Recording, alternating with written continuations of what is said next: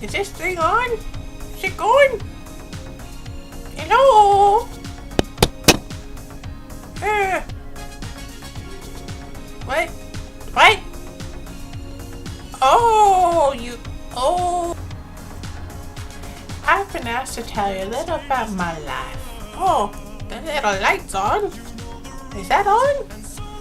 Can you hear me? Hello? I was born in 1935 on a snowy day in June. The nurses said I looked like a little snow angel when I was born, until they clipped the webbing from my arms and waist. I would have been a natural swimmer but for that, but they took away my natural flippers. As I got older, my flippers are coming back pretty good, but long past the time going for swimming. I grew up on a farm and I only went to school until the 3rd grade, when the teacher had to burn down the one-room schoolhouse to keep us warm. After that, I became the chicken feeder, and that's my whole life since, feeding chickens. They are awful, nasty things, stupider than my school teacher. Now, after I turned 17, I was married off to a man named Humphrey, and he took care of me for a while.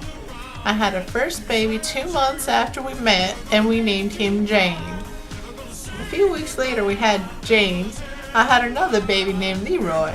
Leroy was a sweet little girl, didn't cause nobody any harm except for Jane. Them two were opposites in every way. Jane a little boy, and Leroy a little girl. After a while, Humphrey suddenly got sick and passed away, bless him. He was only 75. My next husband, Elias, was poor but loved me fiercely, and sadly died the day we was married. He was swept off in the great prairie tsunami of 1917. I cursed the nurses who cut my webbing that day, preventing me from saving him and preventing him from making a woman of me that night. And ever since, I've spent most of my time with Jane and Leroy, teaching them about chickens and the benefits of avoiding them. I now have 4 grandchildren, 8 great-grandchildren, and 4 great-great-grandchildren. They were all born with feathers.